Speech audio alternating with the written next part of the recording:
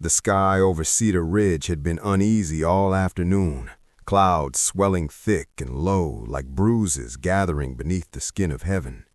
By dusk the wind came first, sharp, restless, carrying dust and the scent of rain not yet fallen. The cattle shifted nervously in their pens, hooves stamping, low moans rolling across the pasture.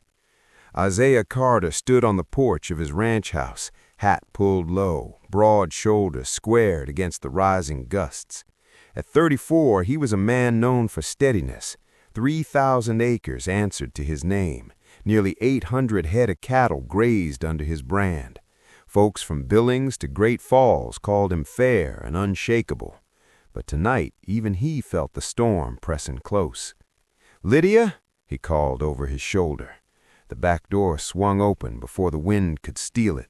Lydia Johnson stepped out, apron already gone, sleeves rolled past her elbows. Her dark hair, usually pinned neat, had loosened in the restless air. At 27, she moved with purpose, strong, grounded, sure-footed despite the gathering chaos. "I see it," she answered, voice clear despite the wind. "The calves by the creek will spook first."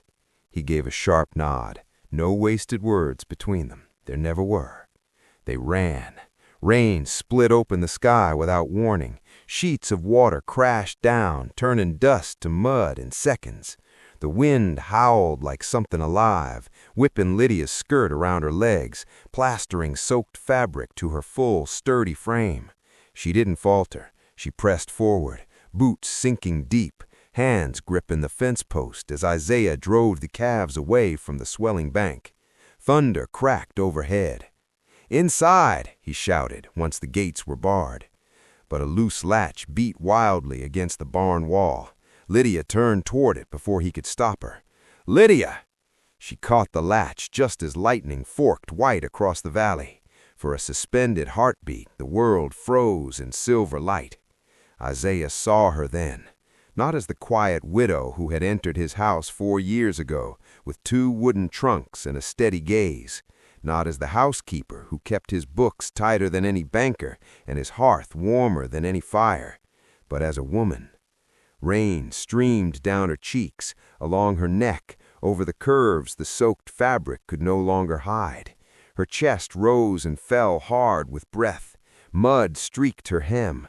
Her hair clung damp against her temples. She looked fierce, alive, beautiful in a way no polished lady from Cedar Ridge had ever been. The wind nearly knocked them sideways as they made it to the lean-to beside the barn. Tin rattled overhead as rain pounded down in relentless fury. They stumbled inside together, breathless, close, far too close for comfort, or perhaps too close to keep denying what had lived in silence between them for years. Water dripped from the brim of Isaiah's hat. Lydia stood before him, soaked through, skirts heavy, blouse clinging to her skin. The storm's roar filled the narrow shelter, but beneath it another sound rose louder, the pounding of his own heart. "You're shaken," he said, though his voice came rougher than he intended. She looked up at him. "I'm not cold." Lightning flashed again, illuminating her eyes, dark, searching, vulnerable in a way she rarely allowed. He swallowed hard. "We should get you inside." She didn't move. The rain beat harder, drumming against tin, against earth, against restraint. Her voice came softer now, nearly lost beneath the storm. "I'm soaking wet." His jaw tightened. "Yes," he managed, because it was the safest word he had. She took a single step closer, close enough that the warmth of her body cut through the chill air between them. "I'm soaking wet, and it's not just from the rain." The words landed like a strike of lightning. For 4 years he had held himself rigid, 4 years of careful distance, of brushing hands over coffee cups and pretending not to feel the spark, of watching her reach for high shelves, knead dough, bend over ledgers late by lamplight, of returning from failed courtships in town and finding comfort in the quiet presence of the woman already under his roof. He had convinced himself it was duty, propriety, protection. But standing there in the storm's shadow, those excuses dissolved. Lydia. Her name left him like a confession. Her chin lifted slightly, not pleading, not coy, honest. "Tell me the truth," she whispered. "Do you want me?" Thunder split the sky. He stepped forward slowly, giving her every chance to step back. She didn't. His hands found her waist, careful, reverent, trembling more than he liked to admit. The contact burned through soaked fabric straight into bone. "I have wanted you," he said, voice breaking open, "long before I had the courage to admit it." Her breath hitched. Rain streamed between them, but neither noticed. "You looked everywhere else," she murmured, hurt threading her tone. "I was a fool." Lightning flashed again. This time he didn't look away from her. "I searched town after town for a wife, and the only woman who ever felt like home has been standing in my kitchen all along." Her eyes shimmered, not from rain. For one suspended second, the world shrank to the space between their mouths. Then she rose on her toes and kissed him. Not polished, not practiced, but aching. 4 years of restraint shattered in that single trembling touch. Isaiah pulled her closer, not in possession, but in surrender. The storm roared outside the lean-to, wind lashing the valley, thunder rolling without mercy. Inside, another storm broke free. When they parted for breath, his forehead rested against hers. "This changes everything," he whispered. "Yes," she breathed back. And as the rain continued to fall over Cedar Ridge, the line between master and servant dissolved, leaving only a man and a woman standing in the heart of a storm they could no longer deny. Morning broke gently over Cedar Ridge, as though the heavens sought to apologize for the violence of the night before. The valley lay washed clean, grass bowed beneath droplets of silver, fences gleaming damp in the pale light. Inside Carter Ranch, the air felt different. Isaiah Carter stood at the wash basin, sleeves rolled, staring at nothing in particular. Water dripped from his hands long after he had finished rinsing them. The memory of the storm lingered, not the thunder or the rain, but the feel of Lydia's breath against his cheek, the tremble in her voice when she had asked the question he had avoided for 4 long years. "Do you want me?" He had answered, and she had believed him. The kitchen door creaked softly behind him. Lydia moved about the room with her usual quiet precision. Her hair was pinned neatly once more, her plain brown dress fresh and dry. To an outsider, nothing had changed. She stirred oats at the stove, sliced bread with steady hands, set 2 cups upon the table. But something had shifted. There was a softness in the way her shoulders rested now, a warmth in her silence. Isaiah watched her reflection in the small window above the sink. She had trusted him. The weight of that truth pressed heavier than any storm. A knock sounded at the front door, sharp, unexpected. Isaiah's jaw tightened. Few rode out this early unless on business. He crossed the room and opened the door to find Marcus Crowell standing tall, coat tailored fine, boots polished despite the mud outside. Marcus owned the sprawling ranch 2 valleys over. He was known for ambition sharp enough to cut rope clean in 2. "Isaiah," Marcus greeted with a thin smile.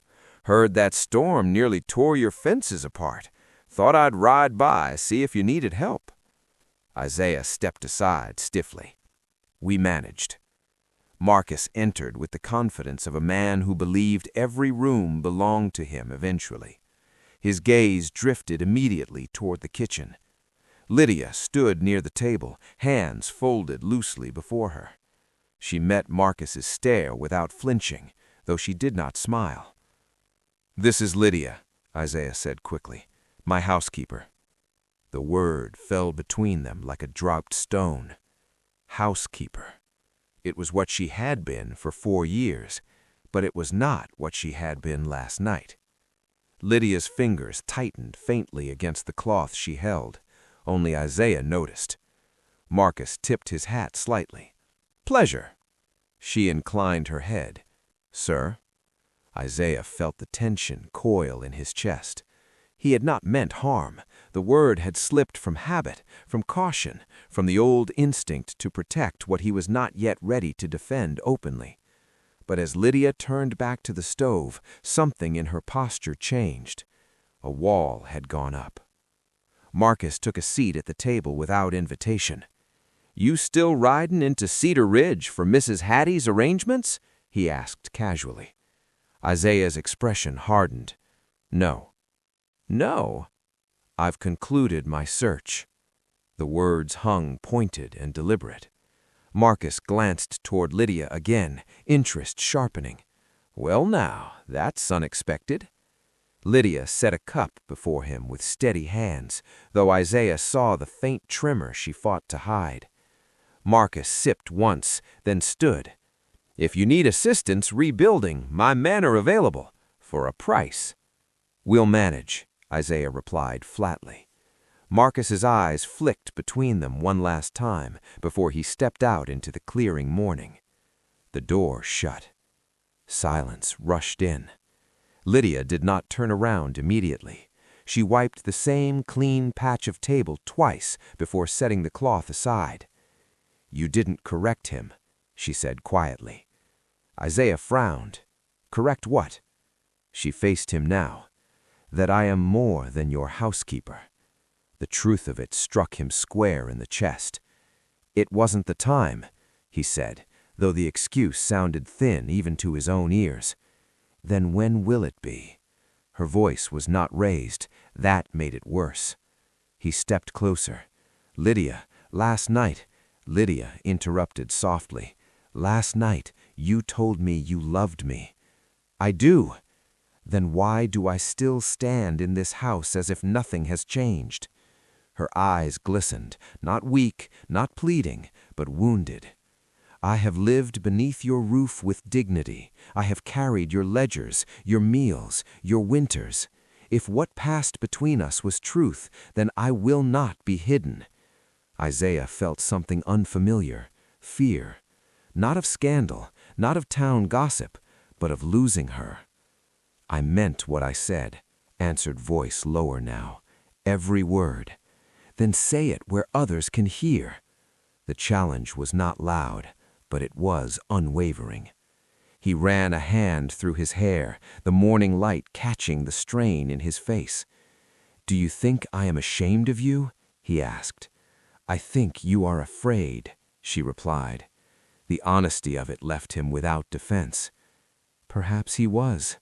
Cedar Ridge was not kind to differences, not to a black widow rising from servant to wife, not to a rancher whose choices defied expectation. But as Lydia stood before him, strong, proud, steady, he knew one thing clear as dawn. He was more afraid of returning to the emptiness he had known before her. "I will not hide you," he said at last. She studied him. "Then do not call me housekeeper again." The word echoed in his mind like a rebuke. He stepped forward slowly, reaching for her hands. This time, she let him take them. "I will make it right," he promised. Outside, the valley shimmered in fresh sunlight, but inside Carter Ranch, a greater storm was gathering, not of rain and wind, but of decision. And Isaiah Carter knew that loving Lydia would require more than confession whispered beneath thunder. It would require courage in daylight. By the time the Harvest Festival arrived in Cedar Ridge, the valley had turned gold.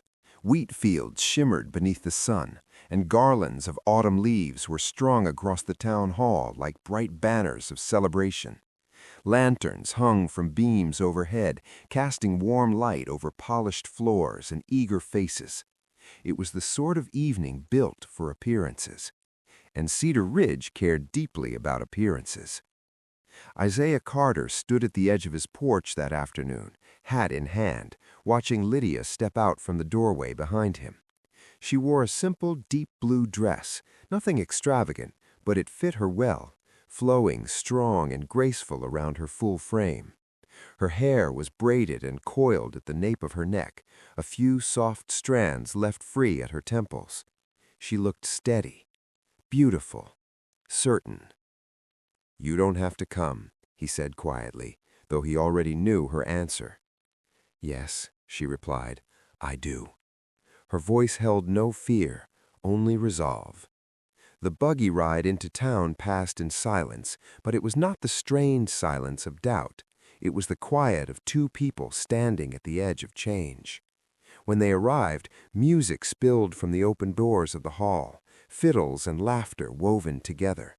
The crowd was thick, men in pressed coats, women in reds and creams, children darting between tables heavy with roasted meats and cider. Conversation hummed easily until Isaiah stepped through the doorway, with Lydia at his side. The shift was subtle at first, a few glances, a pause mid-laugh. Then the murmur began. The Carter rancher and the black widow who kept his house. Isaiah felt every stare, but he did not loosen his hold on Lydia's arm. She lifted her chin, shoulders squared. She would not shrink tonight. Mrs. Hattie stood near the punch table, cane in hand, her eyes widening at the sight of them together. A cluster of women whispered behind lace fans. Men leaned closer to one another with raised brows. The air thickened. Marcus Crowell emerged from the opposite side of the hall, a glass of cider in his hand. He wore confidence like a tailored coat. "Well," Marcus drawled, loud enough for those nearest to hear, "this is a sight." His gaze traveled over Lydia, not crude, but measuring. "Miss Johnson," he said smoothly, "you look different tonight." Lydia met his eyes without lowering hers. "I am the same as I have always been," she answered evenly. Marcus smirked faintly. "Are you?" Isaiah stepped slightly forward. "That will be enough." But Marcus was not finished. He turned toward Isaiah with deliberate casualness. "I heard you concluded your search for a wife. Does Cedar Ridge know?" The question hung heavy. Isaiah felt Lydia beside him, still, composed, waiting for him. The music softened as more attention drifted their way. Conversation stalled entirely. Even the fiddler's bow slowed uncertainly against the strings. This was the moment. Isaiah's chest rose once, steadying. For years he had been the man who returned home alone, the man who nodded politely at Mrs. Hattie's suggestions, the man who let others define what his life should look like. Not tonight. He took Lydia's hand fully into his own. The simple gesture rippled through the room. "I have something to say," Isaiah announced, voice clear and carrying. The hall quieted entirely. Even Marcus's expression shifted. Isaiah stepped forward into the open space near the center of the room, gently guiding Lydia beside him. Lantern light cast a warm glow over her features, catching the calm fire in her eyes. "I have spent years riding into town seeking what I thought I lacked. 5 times I met women praised as perfect matches for my ranch." A few uncomfortable coughs sounded. "And 5 times I returned home knowing I had not found what I needed." Mrs. Hattie's cane tapped once against the floor. Isaiah did not look at her. He looked at Lydia. "For 4 years, this woman has kept my house through winter, kept my ledgers straight, kept my fire burning." Murmurs stirred. "She has stood steady when I was silent. She has given loyalty without demand." Lydia's fingers trembled slightly in his grasp, but she did not pull away. "And I have called her housekeeper," Isaiah said plainly. The admission struck sharper than any defense would have. "I was wrong." The words fell firm. A hush deeper than before settled over the hall. "She is not my servant. She is not my shadow." Marcus's jaw tightened. Isaiah turned fully toward Lydia now. "She is the woman I love." The statement cracked through the hall like thunder on a clear night. Gasps fluttered. Isaiah's voice did not waver. "I have searched everywhere for a wife. All along, she stood beneath my own roof." Lydia's eyes shimmered, not with fear, but with something fierce and proud. Isaiah released her hand only to reach into his coat pocket. A small silver ring caught the lantern light as he drew it free. The room held its breath. He dropped to one knee, before Mrs. Hattie, before Marcus, before every whispering soul in Cedar Ridge. "Lydia Johnson, will you marry me, not as my housekeeper, not as something hidden, but as my wife, my partner, the woman I choose openly before this town?" Silence stretched long and fragile. Lydia stared at him, at the man who once hesitated, now kneeling without shame. This was the courage she had asked for, not whispered beneath thunder, but spoken beneath lantern light. Her voice, when it came, carried clear. "Yes." The single word shattered the hush. Applause erupted in waves, some hesitant, some enthusiastic, some stunned into compliance. The fiddler struck up a tune again, though it trembled at first. Isaiah rose slowly, sliding the ring onto her finger with hands steadier than his heart. He did not kiss her in secrecy. He kissed her hand, deliberate and proud. Marcus stood rigid at the edge of the crowd, smile gone entirely. Mrs. Hattie lowered herself into a chair, fanning her face. The hall buzzed again, but differently now, not with gossip, but with inevitability. Lydia stood taller than she ever had before. She was no longer the quiet widow who kept Carter Ranch in order. She was the woman Isaiah Carter had chosen in full daylight. And as music swelled once more around them, Cedar Ridge understood something irreversible had just taken place. The line between master and maid had dissolved forever, and love, spoken aloud, had claimed its place at the center of the room. The road back to Carter Ranch lay quiet beneath a wide silver moon. The harvest music had long faded behind them, swallowed by distance and night air. Only the steady rhythm of hooves and the creak of wagon wheels broke the silence. Lydia sat beside Isaiah, her gloved hands resting lightly in her lap. The silver ring on her finger caught the moonlight each time the buggy shifted. She had said yes. She had watched him kneel before the whole of Cedar Ridge. She had heard him speak the words she had waited 4 years to hear. But acceptance in public did not erase private wounds overnight.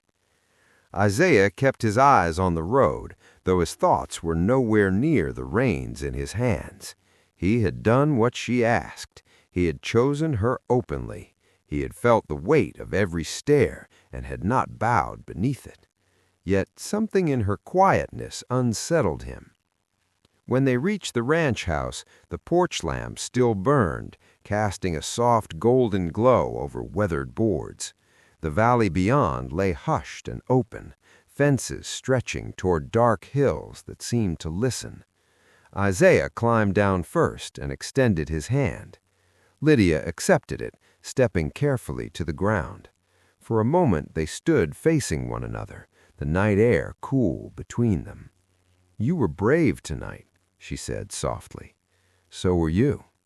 She glanced toward the fields, then back at him. "I meant what I said," she began. His brow furrowed slightly. "About what?" "About marrying you." Relief flickered in his eyes. "But," she continued gently, "I will not enter this marriage the same way I entered your house." The words were calm, not sharp, but they held weight. Isaiah straightened. "You came into my house with strength. You built it into a home. And I did so as your employee." The truth settled between them without malice. "I will not stand behind you. If I am to be your wife, I will stand beside you." He studied her face in the lamplight. There was no rebellion there, no prideful challenge, only dignity. "You already stand beside me," he replied quietly. "Not in name, not in decision, not in the eyes of this valley." The wind shifted gently across the fields, rustling dry grass like whispered memory. "For 4 years I kept the books but signed nothing. I advised quietly but spoke last. I knew your cattle counts better than most men in town, but no one asked me." Isaiah exhaled slowly. "You think I did not see your worth? You think the town would not." The honesty of it did not sting. It rang true. He stepped closer. "I feared losing you," he admitted. "By keeping me small?" Her voice was not accusatory. It was wounded. Silence lingered. He removed his hat and ran a hand through his hair. The rancher known for certainty now stood searching for the right words. "I was raised in a world that draws lines between landowners and labor, between white and colored, between what's proper and what's whispered about. And tonight," she said softly, "you crossed those lines. Yes. Then do not redraw them once we step inside this house." The porch boards creaked beneath a shifting wind. Isaiah looked at her hand, the ring he had placed before the whole town. He lifted it gently, brushing his thumb across the silver band. "What are you asking of me, Lydia?" She met his gaze fully. "I want a voice in this ranch, in contracts, in cattle sales, in decisions that shape our future." He nodded slowly. "And?" Her eyes softened. "And never again call me housekeeper before another soul." The word hung between them like a ghost of the past. Isaiah winced faintly. "I never meant to shrink you, but you did." He absorbed the truth of it. The valley stretched wide and still around them, as though waiting for his answer. "I have your word," he said at last. "In business and in life, you stand beside me." She searched his face, measuring sincerity. "And the name?" she asked gently. He stepped closer, closing the space entirely. "You are Lydia Carter-to-be, my partner, my equal, my wife." The night seemed to exhale. For the first time since the festival hall, her shoulders relaxed completely. "And if the town resists," she pressed, "then the town will learn." There was iron in his tone now. "Where I stand, you stand. If a trader will not speak with you, he will not trade with me. If a contract does not bear your counsel, it will not bear my signature." Emotion flickered across her features. Relief, gratitude, lingering caution. She reached for him then, not in urgency, but in certainty. Her hands rested against his chest, feeling the steady beat beneath his shirt. "I have guarded my heart once already in this life. Widowhood taught me how quickly love can be taken." Isaiah's hand settled at her waist, steady and sure. "I will not take it lightly." The porch lamp glowed warm around them, the ranch house behind standing witness to a different kind of vow, not one spoken before a pastor, but one forged in truth. He bent slowly and kissed her, not with the desperate hunger of the storm, nor the public declaration of the hall, but with something quieter and deeper, a promise. When he drew back, his forehead rested against hers. "You are not my housekeeper," he murmured. "I never was," she answered gently. Inside the house, the hearth had burned low, embers glowing faintly red. Outside, the valley stretched wide and unafraid. And on that weathered porch, beneath the open Montana sky, two people rewrote the terms of their future, no longer master and maid, but partners bound not by silence, but by shared ground and chosen love. Spring arrived gently over Cedar Ridge, softening the valley in shades of new green. The harsh bite of winter had faded, replaced by tender shoots pushing through thawed earth. Fences stood mended, calves grazed steady in open pasture. The ranch breathed differently now. It no longer felt like a place run by one man alone. It felt lived in. Inside the Carter house, sunlight spilled across the kitchen floor in golden bands. The scent of fresh bread lingered in the air, mingling with warm milk and cedarwood smoke. Lydia stood near the long table, ledger open before her, pencil resting thoughtfully against her lip. Isaiah entered from the yard, boots dusted light with spring soil. "How many head are we sending to Billings?" he asked. She did not look up immediately. 42, she replied calmly, not 45. 3 of the younger steers need another month. He paused. "I thought they looked strong." "They are," she answered, finally lifting her gaze, "but strength and readiness are not the same." A faint smile tugged at his mouth. "You're right," he said. He said it easily now. Months ago, that admission might have been private, quiet, half-voiced. Now it was natural. Traders who rode onto Carter Ranch no longer asked to speak only with Isaiah. They knew Lydia would join the conversation. Contracts bore both their decisions. When disagreements arose, they resolved them together. The town had murmured at first. It always did. But respect, once proven steady, had a way of settling deeper than gossip. A soft cry drifted from the bedroom. Lydia's expression shifted instantly. Isaiah moved first this time. "I'll get her." He crossed the hall and returned moments later with their daughter cradled carefully against his broad chest. Grace Carter, barely 3 months old, blinked wide dark eyes against the light. Her small fingers curled tightly around the fabric of her father's shirt. "She's hungry," he said with mock solemnity. "She always is," she replied with a gentle laugh. She gathered the baby into her arms and settled into the rocking chair near the window. Sunlight haloed her figure, illuminating the soft curve of her cheek, the steady calm that had once held an entire household alone. Isaiah leaned against the doorframe, watching them. For years he had believed legacy meant land, cattle, acres stretching wide under his name.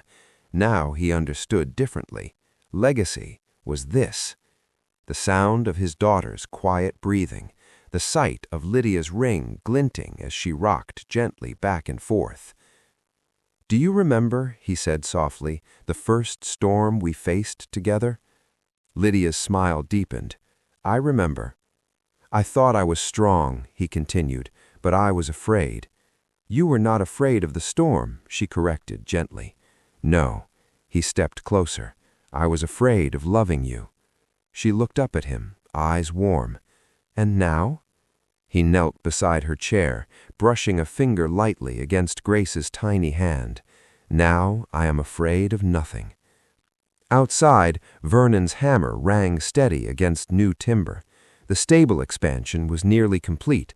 Isaiah had insisted on adding space, not just for growing herds, but for growing years. They had planted fruit trees near the fence line 2 weeks prior, Lydia's idea. "Something that will outlive us," she had said. He agreed without hesitation. Grace stirred softly, her small brow furrowing before settling again. Lydia's voice lowered. "She will grow knowing she was wanted." The statement carried more than maternal tenderness. It carried memory of widowhood, of silence, of doubt. Isaiah rested his hand over Lydia's. "She will grow knowing her mother was chosen." The words were not loud. They did not need to be. Cedar Ridge had seen his choice already. The wedding at the little white church had filled every pew. Some had attended out of curiosity, others out of quiet support, a few perhaps out of reluctant obligation. But when he had stood before them and spoken his vows, when he had named Lydia as partner, not servant, the valley had shifted. Change in small towns rarely arrived like thunder. It arrived like spring, slow, unfolding, persistent. A knock sounded at the door. Isaiah rose to answer it. Mrs. Hattie stood on the porch, cane steady in hand. "Well," she began, peering past him toward the sound of the baby's soft murmur, "I thought I might see for myself the future Mrs. Carter has given this valley." Isaiah stepped aside. Lydia remained seated, but she did not shrink. Mrs. Hattie approached, studying the child carefully. "Strong grip," she observed. "She takes after her mother," Isaiah replied without hesitation. Mrs. Hattie's gaze flicked toward Lydia. "For what it is worth," the older woman said slowly, "I misjudged." Lydia nodded once. Many did. There was no bitterness in her tone, only fact. Mrs. Hattie cleared her croak and tapped her cane lightly. "Well then," she said briskly, "Cedar Ridge will learn." When she left, Isaiah returned to Lydia's side. "You handled that well," he murmured. "I have learned patience," she answered. Grace's breathing steadied again. The afternoon light shifted golden, spilling warmth across wood floors and woven rugs.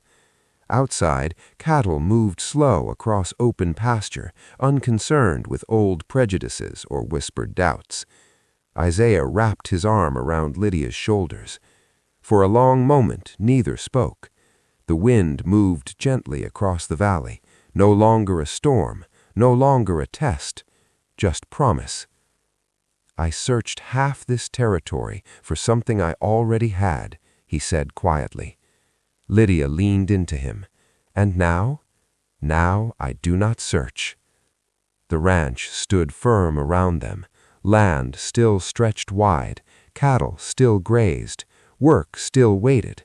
But at the heart of it all, beneath roof beams once marked by solitude, love had rooted itself deep and undeniable. Not born from thunder alone, but from courage spoken aloud, from dignity claimed, from partnership chosen. And as spring settled fully over Cedar Ridge, the Carter Ranch was no longer a place defined by ownership. It was defined by belonging.